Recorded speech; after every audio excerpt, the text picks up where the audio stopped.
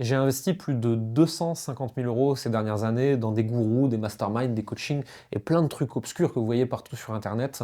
Et aujourd'hui, je vais tout vous expliquer pour que vous n'ayez pas à le faire. Vous allez découvrir si ça vaut le coup pour vous de mettre plusieurs milliers d'euros ou plusieurs dizaines de milliers d'euros. Vous allez découvrir les grands apprentissages que j'en ai eus et aussi comment vous allez pouvoir les appliquer. C'est quand la première fois que tu as investi sur toi, que tu as rejoint un accompagnement, un mastermind ou ce genre de truc? 2017 ou 2018.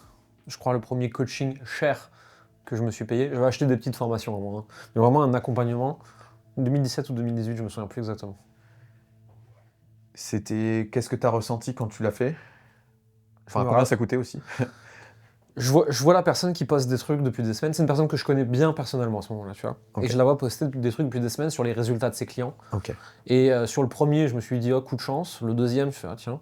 Puis au bout d'un moment, j'en vois passer 5, 10, 15 ans. Je fais, ok, bon, elle a visiblement compris un truc que je n'avais pas compris.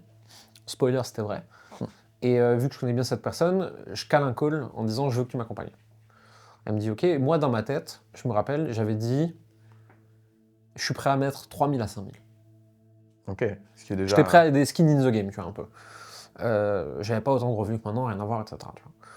Et j'ai la personne au téléphone, on discute 5 minutes, elle me dit oui, non, la formation, le machin, comme ça, ça te sert à rien. Il faut ce produit-là pour toi par rapport à où t'en es, où tu veux aller. Je fais ok, très bien, le prix, 10 000. Ouf. Ça me gratte un peu le fond de la gorge. C'était 100% de mes économies. Et je décide en moins de 24 heures, je paye, upfront en une fois, ça picote. Euh, je démarre l'accompagnement, elle revoit toute ma façon de communiquer ce que je vends, tu vois. On change pas ma compétence métier, un master en stratégie digitale, tu vois, elle va pas me rapprendre le digital, hein. Mais elle me propose d'autres axes de communication plus récents avec les nouveaux outils et tout que je connaissais pas forcément. Hmm. Et surtout, elle vient travailler, cette personne-là, énormément mes blocages sur l'argent, ce qui dans mon passé me fait avoir des fausses croyances, mes croyances, tu vois. Beaucoup de choses comme ça. En gros, elle nous dit, faut faire ça, ça, ça, ça, ça.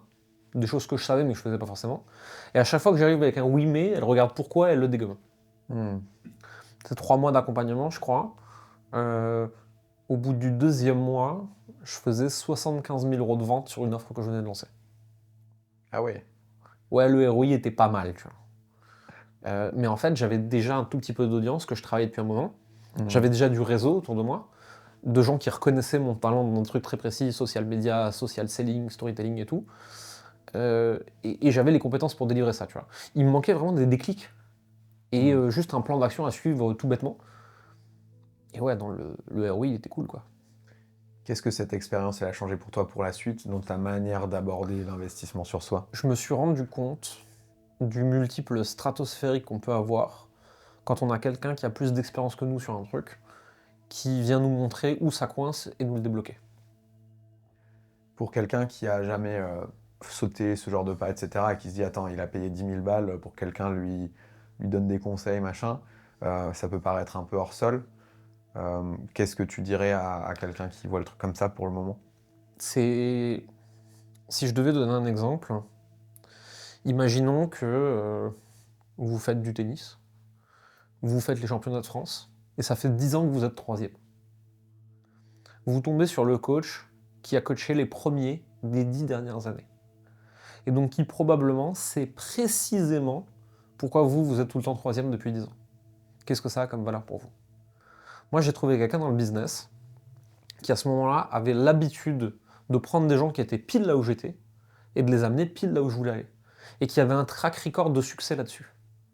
En fait, 10 000 euros, pour moi, à ce moment-là, ça avait beaucoup de valeur de les mettre là parce que je connaissais le retour sur investissement.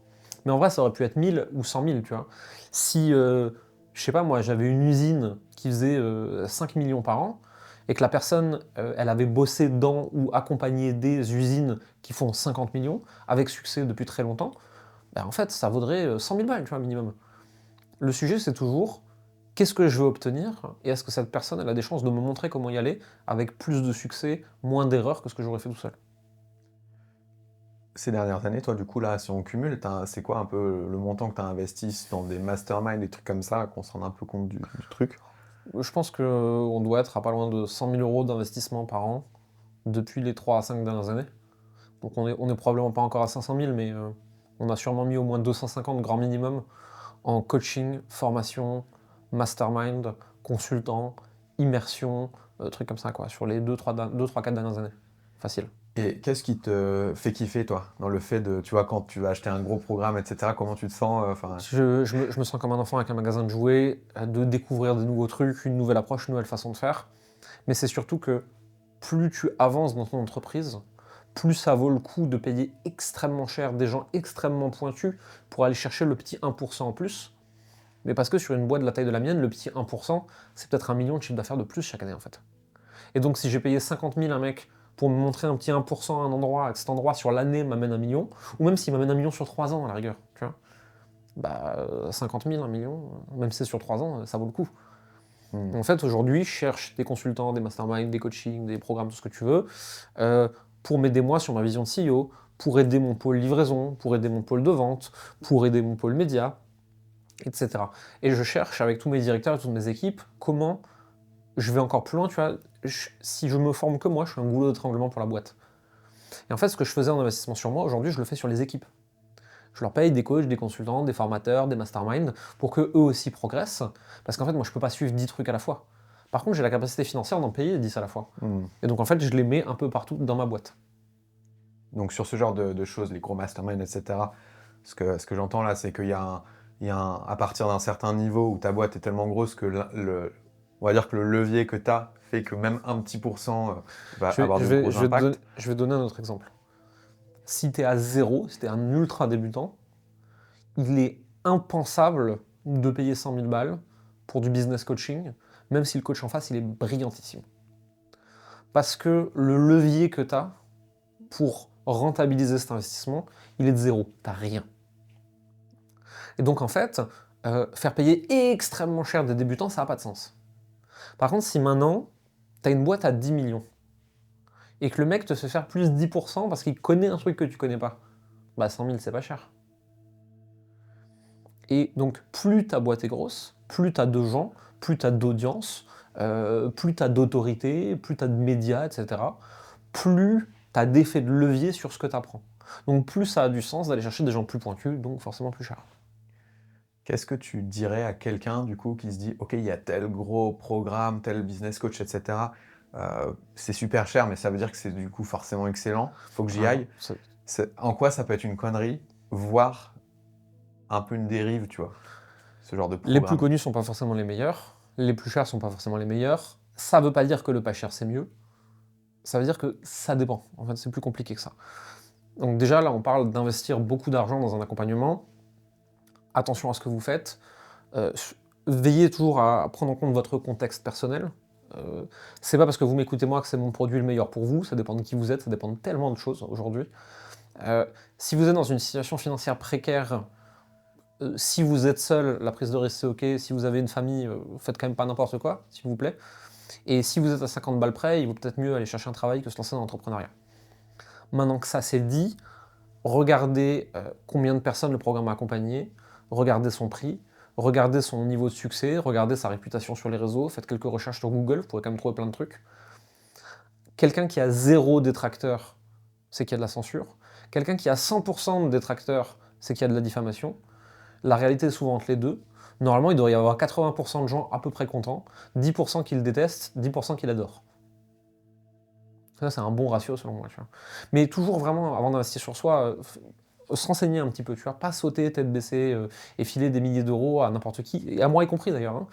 Hein. Et c'est pour ça que par exemple chez nous, tu peux pas acheter sur une page. Tu peux pas arriver chez nous et décider que tu achètes.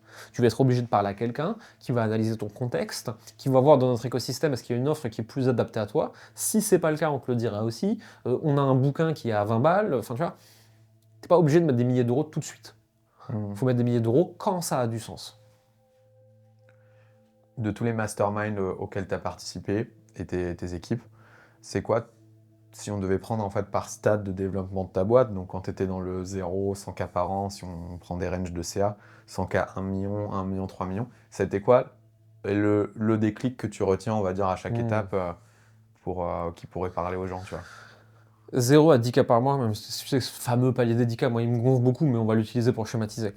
0 à 10K, le sujet c'est trouver un produit qui se vend, le sujet c'est go to market, c'est d'aller parler à des gens. Il te faut un écosystème qui te soutient dans les phases les plus dures mentalement, c'est d'oser des trucs. Oser faire du contenu, oser prendre un appel, oser parler aux gens, oser se lancer, oser se montrer. Il te faut tout un écosystème qui soutient ça. 10 à 100K, tu vas scaler un petit peu, tu vas commencer. Il faut des techniciens. Il faut des gens qui maîtrisent les outils, les funnels, la pub, le copywriting, tous ces trucs-là, parce que tu vas avoir des galères techniques. Il faut t'entourer de techniciens.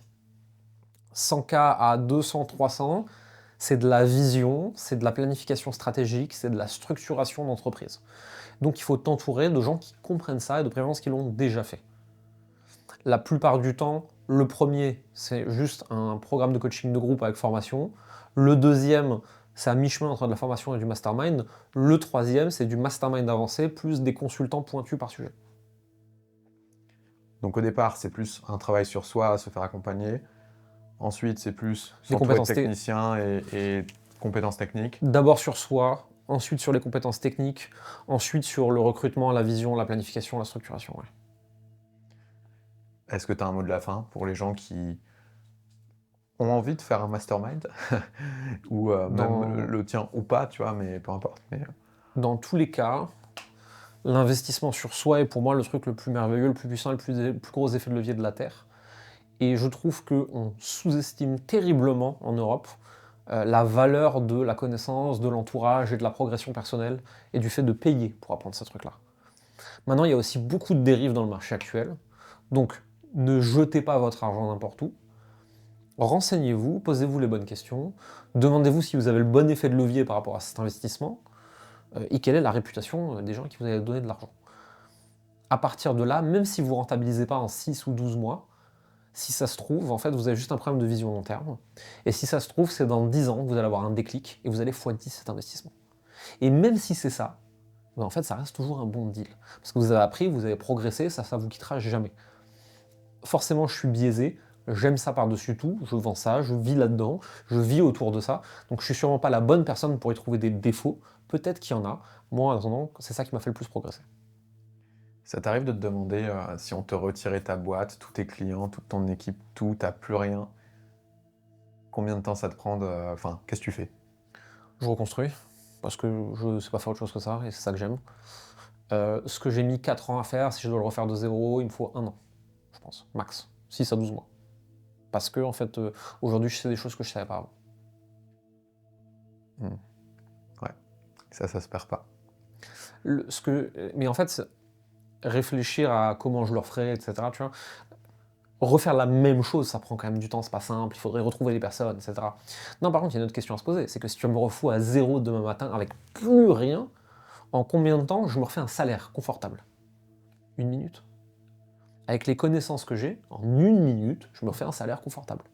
Si demain matin, ma boîte se fait ratiboiser, il faut que je fasse manger ma famille, en 1 minute, alors ce ne sera pas la grande vie, hein, mais en 1 minute chrono, j'ai de nouveau un salaire.